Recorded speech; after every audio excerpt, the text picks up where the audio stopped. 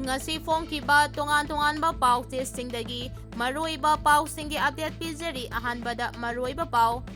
Nagami sam taruki asib haksang denim smokta purakpada miyoi marigi makok yaormdabadagi DNA tawdrabadi masak khangdokpa ngamloidawre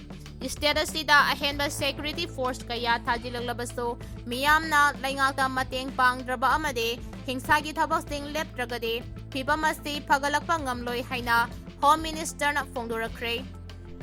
Kuki na Nagami sam taruk halamba Kamjongda yumai tharabaso CM na Niti Ayok mifamda Manipur da Santi hanjile paudamkhre Military junta na landarakpadagi Myanmaris Kuki lising kaya Manipur da sensilagle Central Security Force na Kuki singda mateng pangsilaga Manipur si saruk ahum thong na thugaina ba honari haina MSU na phongdorakre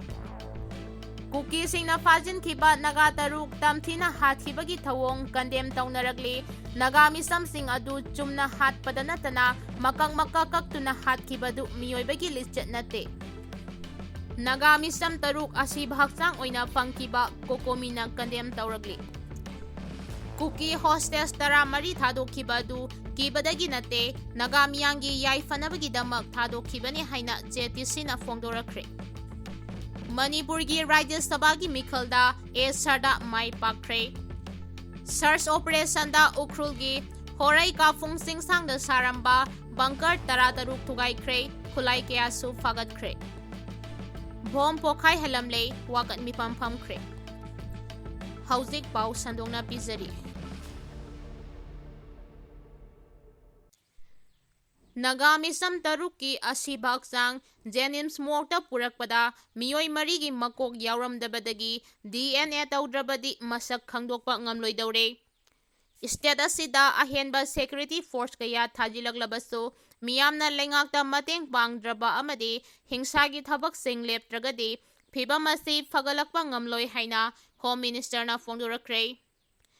Naga miyoi taruk asibhaksang ngarang anganba yupung anirom tabadagi Jenimski mokta leirakkiba adu laikhidrabasingi imung manungna masak khangdoknaba honabada miyoi marigi makok yaormdabadagi chapchana identify tawba ngamdri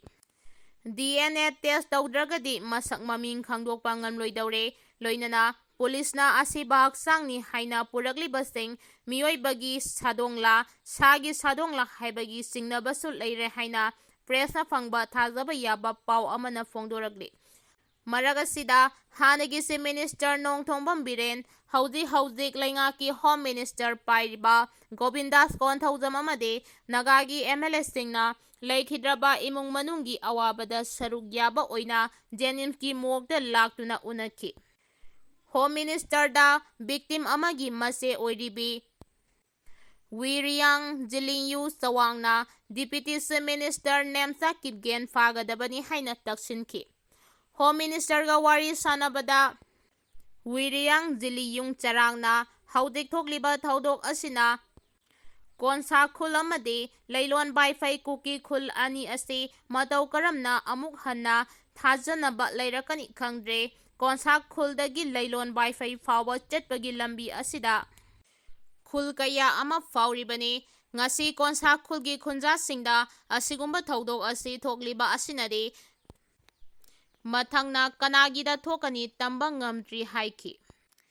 Lengang na ngasi fauba thokliba thaudok asiga mari leinana senari ba leilon wifi khulgi nupi singbu faraga wahang pahong tawbiyu haibada lengang na tawbidaba asimal laibak thibani hainasu wakatki Mahangna makata na haikibada lengang asi kayamuk yamna solabage haibasi thaudok asina mayek sengna takle hainasu pendaba phongdokke Kuki singna tawriba thawong asina masagita oijaba thibada ngasidi Imphal Valley da phawba khongul taba ngamdri haibasi lengangna khangbiyu haudik thokliba thaudok asi yamna pende maram aduna naga khunja singi apambade leilon wifi kuki khul asida athubada operation chathabiyu amade nemsa kibgen asi fagadabani maramde haudik deputy CM oiriba nemsa kibgen gi mapuroiba ase underground gi miyoi ni haibasi mayek sengna khanglaba ngaktane ngasi phawbada lengangna thamlakpa wafam sing praja singna taraga lagle maram aduna ꯄ꯭ꯔꯖꯥꯁꯤꯡꯒꯤ ꯋꯥꯈꯜꯁꯨ ꯃꯨꯟꯅ ꯇꯥꯕꯤꯗꯨꯅ ꯊꯕꯛ ꯑꯣꯏꯅ ꯑꯣꯟꯊꯣꯛꯄꯤꯌꯨ ꯍꯥꯏꯈꯤꯕꯒ ꯂꯣꯏꯅꯅ ꯂꯩꯈꯤꯗ꯭ꯔꯕ ꯅꯥꯒꯥ ꯇꯔꯨꯛ ꯑꯗꯨ ꯂꯩꯂꯣꯟ ꯋꯥꯏꯐꯩ ꯈꯨꯜꯗ ꯐꯨꯝꯒꯗꯕꯅꯤ ꯍꯥꯏꯅꯁꯨ ꯍꯣꯝ ꯃꯤꯅꯤꯁꯇꯔꯗ ꯄꯥꯎꯗꯝꯈꯤ꯫ ꯃꯤꯂꯤꯇꯔꯤ ꯖꯨꯟꯇꯥꯅ ꯂꯥꯟꯗꯥꯔꯛꯄꯗꯒꯤ ꯃ꯭ꯌꯥꯟꯃꯥꯔꯤꯁ ꯀꯨꯀꯤ ꯂꯤꯁꯤꯡ ꯀꯌꯥ ꯃꯅꯤꯄꯨꯔꯗ ꯆꯦꯟꯁꯤꯜꯂꯛꯂꯦ꯫ ꯃ꯭ꯌꯥꯟꯃꯥꯔꯒꯤ ꯃꯤꯂꯤꯇꯔꯤ ꯖꯨꯟꯇꯥꯅ ꯁꯪꯒꯥꯏꯒꯤ ꯇꯝꯃꯨ ꯑꯃꯁꯨꯡ ꯀꯥꯂꯦ ꯇꯥꯎꯟꯒ ꯂꯣꯟꯅꯕ ꯃꯐꯝꯗ ꯑꯀꯟꯕ ꯑꯦꯇꯦꯛ ꯆꯠꯊꯔꯛꯄꯗꯒꯤ ꯃ꯭ꯌꯥꯟꯃꯥꯔꯤ ꯀꯨꯀꯤ ꯂꯤꯁꯤꯡ ꯀꯌꯥꯃꯔꯨꯝ ꯃꯅꯤꯄꯨꯔ ꯔꯣꯝꯗ ꯆꯦꯟꯁꯤꯜꯂꯛꯂꯦ꯫ ꯖꯨꯟꯇꯥꯒꯤ ꯃꯁꯤꯡ ꯌꯥꯝꯂꯕ ꯂꯥꯟꯃꯤꯁꯤꯡꯅ ꯅꯥꯀꯜ ꯑꯅꯤꯗꯒꯤ ꯑꯦꯇꯦꯛ ꯆꯠꯊꯔꯛꯈ꯭ꯔꯕ ꯃꯇꯨꯡꯗ ꯃꯅꯤꯄꯨꯔꯒꯤ ꯒꯝꯐꯥꯖꯣꯜꯒ ꯊꯪꯅꯕꯗ ꯂꯩꯕ PDFꯀꯤ ꯑꯆꯧꯕ ꯀꯦꯝꯞ ꯑꯃ ꯃꯩ ꯊꯥꯈ꯭ꯔꯦ꯫ ꯇꯥꯃꯨ ꯇꯥꯎꯟꯒꯤ ꯀꯥꯅꯟ ꯚꯤꯂꯦꯖ ꯑꯃꯁꯨꯡ ꯈꯝꯄꯠ ꯇꯥꯎꯟꯗ ꯂꯩꯔꯝꯕ ꯃꯤꯑꯣꯏ ꯂꯤꯁꯤꯡ ꯀꯌꯥꯃꯔꯨꯝ ꯉꯝꯈꯩ ꯂꯥꯟꯊꯣꯛꯇꯨꯅ ꯃꯅꯤꯄꯨꯔꯗ ꯆꯦꯟꯁꯤꯜꯂꯛꯈꯤꯕꯅꯤ ꯍꯥꯏꯔꯤ꯫ ꯑꯦꯇꯦꯛ ꯆꯠꯊꯔꯛꯈꯤꯕ ꯖꯨꯟꯇꯥꯅ ꯇꯥꯃꯨꯒꯤ ꯅꯥꯟꯃꯨꯟꯇꯥꯔ ꯚꯤꯂꯦꯖ ꯂꯧꯁꯤꯟꯈ꯭ꯔꯦ ꯍꯥꯏꯔꯤ꯫ ꯀꯨꯀꯤ ꯍꯣꯁꯇꯦꯁ 14 ꯊꯥꯗꯣꯛꯈꯤꯕ ꯑꯗꯨ ꯀꯤꯕꯗꯒꯤ ꯅꯠꯇꯦ, ꯅꯥꯒꯥ ꯃꯤꯌꯥꯝꯒꯤ ꯌꯥꯏꯐꯅꯕꯒꯤꯗꯃꯛ ꯊꯥꯗꯣꯛꯈꯤꯕꯅꯤ ꯍꯥꯏꯅ JTCꯅ ꯐꯣꯡꯗꯣꯔꯛꯂꯤ꯫ ꯀꯨꯀꯤ ꯍꯣꯁꯇꯦꯁ 14 ꯊꯥꯗꯣꯛꯈꯤꯕꯗꯨ ꯀꯤꯕꯗꯒꯤ ꯅꯠꯇꯦ,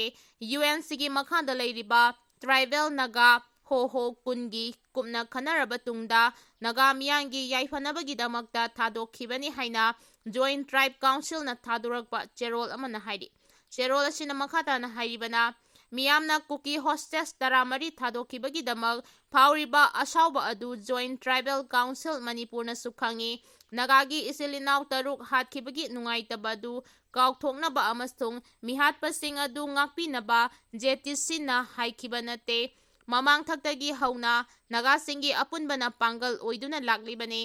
ꯖꯣꯏꯟꯠ ꯇ꯭ꯔꯥꯏꯕ ꯀꯥꯎꯟꯁꯤꯜ ꯃꯅꯤꯄꯨꯔꯅ ꯂꯩꯈꯤꯗ꯭ꯔꯕ ꯅꯥꯒꯥ 3 ꯑꯗꯨꯒꯤ ꯑꯆꯨꯝꯕ ꯋꯥꯌꯦꯜ ꯐꯪꯍꯟꯅꯕ ꯗꯤꯃꯥꯟ ꯇꯧꯕ ꯉꯁꯤꯁꯨ ꯂꯦꯞꯇ꯭ꯔꯦ꯫ ꯃꯤ ꯍꯥꯠꯄꯁꯤꯡ ꯑꯗꯨ ꯐꯥꯗꯨꯅ ꯃꯇꯤꯛ ꯆꯥꯕ ꯆꯩꯔꯥꯛ ꯄꯤꯗ꯭ꯔꯤꯕ ꯐꯥꯎꯕ JTCꯅ ꯍꯟꯕ ꯂꯩꯇꯅ ꯆꯪꯁꯤꯟꯈꯤꯒꯅꯤ꯫ ꯃꯃꯥꯡꯊꯛꯇꯒꯤ ꯍꯧꯅ ꯅꯥꯒꯥꯁꯤꯡꯒꯤ ꯄꯨꯟꯁꯤ ꯉꯥꯛ ꯁꯦꯟꯅꯕ ꯈꯣꯡꯐꯝ ꯆꯦꯠꯅ ꯑꯗꯨꯃꯛ ꯉꯁꯤꯁꯨ ꯂꯦꯞꯂꯤ꯫ ꯃꯤꯌꯥꯝꯒꯤ ꯑꯅꯤꯡꯕ ꯑꯄꯥꯝꯕ ꯐꯣꯡꯗꯣꯛꯄꯤꯌꯨ꯫ ꯑꯗꯨꯝ ꯑꯣꯏꯅꯃꯛ ꯑꯃꯠꯇ ꯑꯣꯏꯅ ꯂꯦꯞꯃꯤꯟꯅꯗꯨꯅ ꯉꯁꯤ ꯊꯦꯡꯅꯔꯤꯕ ꯏꯁꯨꯁꯤꯡ ꯑꯁꯤꯒꯤ ꯋꯥꯔꯣꯏꯁꯤꯟ ꯑꯃ ꯄꯨꯔꯛꯅꯕ ꯍꯣꯠꯅꯃꯤꯟꯅꯁꯤ ꯍꯥꯏꯔꯤ꯫ ꯀꯨꯀꯤꯁꯤꯡꯅ ꯐꯥꯖꯤꯟꯈꯤꯕ ꯅꯥꯒꯥ 3 ꯇꯝꯊꯤꯅ ꯍꯥꯠꯈꯤꯕꯒꯤ ꯊꯧꯑꯣꯡ ꯀꯟꯗꯦꯝ ꯇꯧꯅꯔꯛꯂꯤ꯫ ꯅꯥꯒꯥ ꯃꯤꯁꯝꯁꯤꯡ ꯑꯗꯨ ꯆꯨꯝꯅ ꯍꯥꯠꯄꯗ ꯅꯠꯇꯅ ꯃꯀꯛ ꯀꯛꯇꯨꯅ ꯍꯥꯠꯈꯤꯕꯗꯨ ꯃꯤꯑꯣꯏꯕꯒꯤ ꯂꯤꯆꯠ ꯅꯠꯇꯦ꯫ ꯀꯨꯀꯤ ꯈꯨꯠꯂꯥꯏ ꯄꯥꯏꯕꯁꯤꯡꯅ ꯅꯥꯒꯥ ꯃꯤꯁꯝ 3 ꯂꯩꯂꯣꯟ ꯋꯥꯏꯐꯩ ꯈꯨꯜꯗꯒꯤ ꯐꯥꯈ꯭ꯔꯒ ꯇꯝꯊꯤꯅ ꯍꯥꯠꯇꯣꯛꯂꯝꯕꯒꯤ ꯊꯧꯑꯣꯡ ꯂꯨꯞ ꯀꯌꯥꯅ ꯀꯟꯗꯦꯝ ꯇꯧꯅꯔꯛꯂꯤ꯫ ꯖꯣꯒꯥꯝꯅ ꯊꯥꯗꯣꯔꯛꯄ ꯆꯦꯔꯣꯜ ꯑꯃꯗ ꯍꯥꯏꯔꯤꯕꯅ ꯃꯔꯥꯜ ꯂꯩꯖꯗ꯭ꯔꯕ ꯅꯥꯒꯥ ꯃꯤꯁꯝ 3 ꯑꯗꯨ ꯆꯨꯝꯅ ꯍꯥꯠꯄꯗ ꯅꯠꯇꯅ ꯃꯀꯛ ꯀꯛꯇꯨꯅ ꯍꯥꯠꯈꯤꯕꯒꯤ ꯊꯧꯑꯣꯡ ꯑꯗꯨ ꯌꯥꯝꯅ ꯊꯃꯣꯏ ꯁꯣꯛꯅꯤꯡꯉꯥꯏꯅꯤ꯫ ꯊꯧꯗꯣꯛ ꯑꯗꯨꯗ ꯂꯩꯈꯤꯗ꯭ꯔꯕꯁꯤꯡꯒꯤ ꯏꯃꯨꯡ ꯃꯅꯨꯡꯅ ꯊꯦꯡꯅꯔꯤꯕ ꯑꯋꯥꯕꯗ ꯁꯔꯨꯛ ꯌꯥꯔꯤ꯫ ꯖꯣꯁꯤꯡꯅ ꯖꯧ, ꯄꯥꯏꯇꯦ, ꯕꯥꯏꯐꯩ, ꯁꯤꯝꯇꯦ, ꯊꯒꯥꯜ, ꯇꯦꯗꯤꯝ, ꯁꯨꯛꯇꯦ, ꯒꯥꯡꯇꯦ ꯑꯃꯁꯨꯡ ꯃꯥꯇꯦ ꯃꯁꯛ ꯈꯪꯉꯤ꯫ ꯕꯥꯏꯐꯩ ꯀꯨꯀꯤ, ꯃꯥꯔ ꯑꯃꯁꯨꯡ ꯊꯥꯗ ꯀꯨꯀꯤꯁꯤꯡ ꯑꯁꯤ ꯖꯣꯃꯤ ꯅꯠꯇꯦ, ꯖꯣꯃꯤ ꯑꯦꯔꯤꯌꯥꯗ ꯂꯩꯕ ꯅꯥꯒꯥ ꯑꯃꯠꯇ ꯈꯨꯗꯣꯡꯊꯤꯕ ꯅꯪꯍꯜꯂꯣꯏ ꯍꯥꯏꯔꯤ꯫ ꯀꯣꯑꯣꯔꯗꯤꯅꯦꯁꯟ ꯀꯃꯤꯇꯤ, ꯂꯣꯡꯃꯥꯏ ꯑꯦꯔꯤꯌꯥꯅ ꯊꯥꯗꯣꯔꯛꯄ ꯆꯦꯔꯣꯜ ꯑꯃꯅꯁꯨ ꯀꯨꯀꯤꯁꯤꯡꯅ ꯅꯥꯒꯥ ꯃꯤꯁꯝ 3 ꯍꯥꯠꯈꯤꯕꯒꯤ ꯊꯧꯑꯣꯡ ꯑꯗꯨ ꯑꯀꯟꯕ ꯃꯑꯣꯡꯗ ꯀꯟꯗꯦꯝ ꯇꯧꯔꯛꯂꯤ꯫ ꯃꯤꯍꯥꯠ ꯑꯁꯤꯒꯤ ꯃꯥꯌꯣꯛꯇ UNCꯅ ꯉꯔꯥꯡ ꯑꯌꯨꯛ ꯄꯨꯡ 10ꯇꯒꯤ ꯄꯨꯡ 24 ꯁꯨꯞꯅ ꯃꯤꯍꯥꯠ ꯑꯁꯤꯒꯤ ꯑꯆꯨꯝꯕ ꯖꯁꯇꯤꯁ ꯐꯪꯍꯟꯒꯗꯕꯅꯤ ꯍꯥꯏꯅ ꯁꯥꯟꯇꯤꯒꯤ ꯑꯣꯏꯕ ꯃꯑꯣꯡꯗ ꯆꯠꯊꯔꯤꯕ ꯄ꯭ꯔꯣꯇꯦꯁ ꯑꯁꯤꯗꯁꯨ ꯂꯨꯞ ꯑꯁꯤꯅ ꯃꯄꯨꯡ ꯐꯥꯅ ꯁꯄꯣꯔꯠ ꯇꯧꯏ ꯍꯥꯏꯈꯤ꯫ ꯋꯥꯔꯀꯤꯡ ꯀꯃꯤꯇꯤ, ꯖꯣꯏꯟꯠ ꯇ꯭ꯔꯥꯏꯕꯦꯜ ꯀꯥꯎꯟꯁꯤꯜꯅꯁꯨ UNCꯅ ꯅꯥꯒꯥ ꯃꯤꯁꯝ 3 ꯍꯥꯠꯈꯤꯕ ꯑꯁꯤꯒꯤ ꯃꯇꯥꯡꯗ ꯖꯁꯇꯤꯁ ꯐꯪꯍꯟꯒꯗꯕꯅꯤ ꯍꯥꯏꯅ ꯗꯤꯃꯥꯟ ꯇꯧꯕꯒ ꯂꯣꯏꯅꯅ ꯃꯤꯍꯥꯠ ꯑꯁꯤꯒꯤ ꯃꯥꯌꯣꯛꯇ ꯌꯥꯅꯤꯡꯗꯕ ꯐꯣꯡꯗꯣꯛꯇꯨꯅ ꯆꯠꯊꯔꯤꯕ ꯇꯣꯇꯦꯜ ꯁꯠꯗꯥꯎꯟꯒꯤ ꯈꯣꯡꯖꯪ ꯑꯁꯤꯗ ꯃꯄꯨꯡ ꯐꯥꯅ ꯁꯄꯣꯔꯠ ꯇꯧꯏ ꯍꯥꯏꯔꯤ꯫ ꯃ꯭ꯌꯥꯟꯃꯥꯔꯗ ꯂꯩꯔꯤꯕ ꯏꯁꯇꯔꯟ ꯅꯥꯒꯥ ꯁ꯭ꯇꯨꯗꯦꯟꯠ ꯑꯦꯁꯣꯁꯤꯌꯦꯁꯟꯁꯤꯡꯅꯁꯨ ꯃꯅꯤꯄꯨꯔꯗ ꯀꯨꯀꯤꯁꯤꯡꯅ ꯅꯥꯒꯥ ꯃꯤꯁꯝ 3 ꯍꯥꯠꯈ꯭ꯔꯕ ꯃꯇꯨꯡꯗ ꯇꯝꯊꯤꯅ ꯍꯥꯠꯈꯤꯕꯒꯤ ꯊꯧꯑꯣꯡ ꯑꯁꯤ ꯑꯀꯟꯕ ꯃꯑꯣꯡꯗ ꯀꯟꯗꯦꯝ ꯇꯧꯏ꯫ ꯊꯧꯑꯣꯡ ꯑꯁꯤ ꯃꯤꯑꯣꯏꯕꯒꯤ ꯂꯤꯆꯠꯀꯤ ꯋꯥꯡꯃꯗ ꯆꯠꯊꯕ ꯈ꯭ꯋꯥꯏꯗꯒꯤ ꯆꯥꯎꯈꯠꯇꯕ ꯊꯧꯗꯣꯛ ꯑꯃꯅꯤ꯫ ꯊꯧꯗꯣꯛ ꯑꯁꯤꯒꯤ ꯃꯇꯥꯡꯗ ꯃꯔꯤ ꯂꯩꯅꯕꯁꯤꯡꯅ ꯈꯨꯗꯛꯇ ꯏꯟꯚꯦꯁꯇꯤꯒꯦꯁꯟ ꯆꯠꯊꯗꯨꯅ ꯃꯔꯥꯜ ꯂꯩꯕ ꯃꯤꯑꯣꯏꯁꯤꯡ ꯑꯗꯨ ꯐꯥꯗꯨꯅ ꯃꯇꯤꯛ ꯆꯥꯕ ꯆꯩꯔꯥꯛ ꯄꯤꯒꯗꯕꯅꯤ ꯑꯃꯁꯨꯡ ꯊꯧꯗꯣꯛ ꯑꯁꯤꯒꯤ ꯖꯁꯇꯤꯁ ꯐꯪꯍꯟꯒꯗꯕꯅꯤ ꯍꯥꯏꯔꯤ꯫ ꯁꯔꯆ ꯑꯣꯄꯔꯦꯁꯟꯗ ꯎꯈ꯭ꯔꯨꯜꯒꯤ ꯍꯣꯔꯩ ꯀꯥꯐꯨꯡ ꯆꯤꯡꯁꯥꯡꯗ ꯁꯥꯔꯝꯕ ꯕꯡꯀꯔ 13 ꯊꯨꯒꯥꯏꯈ꯭ꯔꯦ, ꯈꯨꯠꯂꯥꯏ ꯀꯌꯥꯁꯨ ꯐꯥꯒꯠꯈ꯭ꯔꯦ꯫ ꯎꯈ꯭ꯔꯨꯜ ꯗꯤꯁꯇ꯭ꯔꯤꯛꯀꯤ ꯍꯣꯔꯩ ꯀꯥꯐꯨꯡ ꯆꯤꯡꯁꯥꯡ ꯂꯥꯋꯔ ꯂꯩꯁꯥꯡ ꯔꯦꯟꯖꯀꯤ ꯃꯅꯨꯡ hanjinna leiba khulsingda khulai paiba militant group-singna attack chathagadaure haiba pau intelligence singna pirakba report amada yumpham oiraga Manipur Police amasung Central Paramilitary Force ki apunba team amana hairiba tingsang pareng asida chathakiba search operation singda mafam sing asida saramba bunker tara taruk thugai kibaga loinana khusu khulai kaya fagatpa ngamkhre hairi Central Security Force na Kuki singda mateng pangsilaga Manipur asi saruk ahum thongna thugainaba honari haina emsuna phongdorakre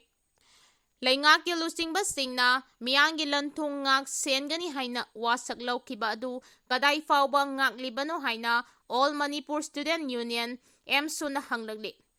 ngarang dem campus ta leiba emsu headquarter da pangthukiba pawgi mifam amada emsu gi Human Resource Development Secretary Mayanglambam Kumarna phongdokibada Kuki tara mari thadokraba matung naga isin inaw taruki asibaksang phangba ase yamna nungaitaba thodongni matam sangna mitai amadi Kuki anigi marakta hana sunaraba matung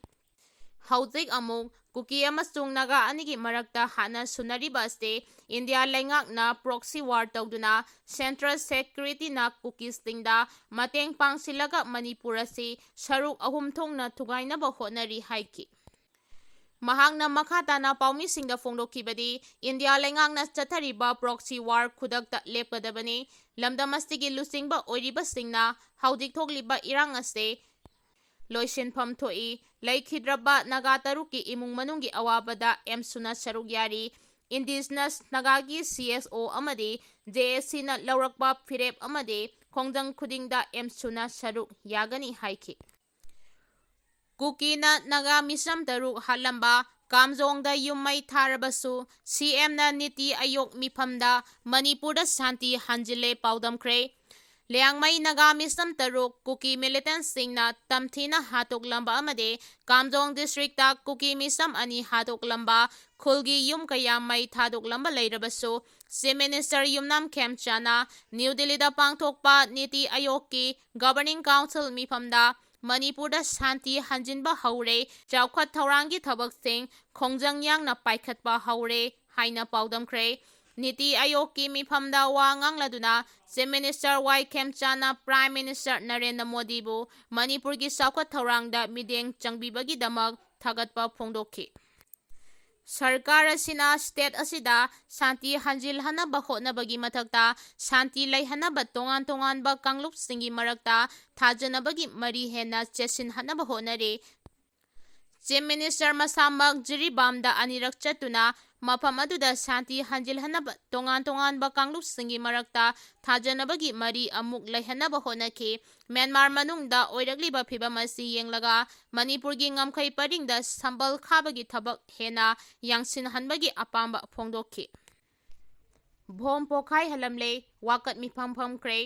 ngarang nongalamdai pung amarom taba matamda Brahmapur Aribam Laikai Lane number 5 khwairakpam lairakta sakhangdaba singna Bom pokhai handuna miyamda aki tujungba pok hanba thaudok adu yaningdaba phongdok naduna ngarang laikai club YCC Brahmapur amadi maira paibisingna wakat mifam chathakre wakat mifam aduda charuk yakibi Brahmapur Women Social Development Organization ge Secretary K Malana phongdokibada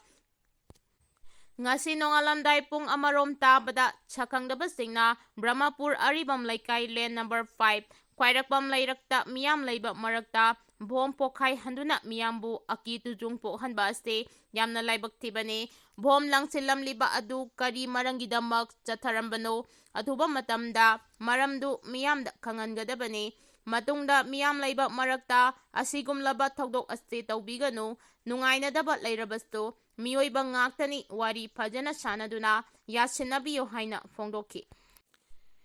Naga misam taruk asiba hakchang oina phangkiba kokomina kandem tawrakre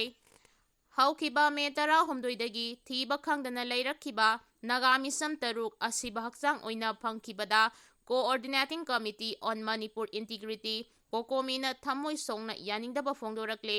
kokomigi convener IPR subcommittee na thadurakba cherol amada Maral suklay leijadaba misam miyambu faraga yana tamthina hatokpiba haibasi miyoiba khunaygi listed ama natte masidi sagi maramchat amane masigumba unhuman oiba thawong kaya ama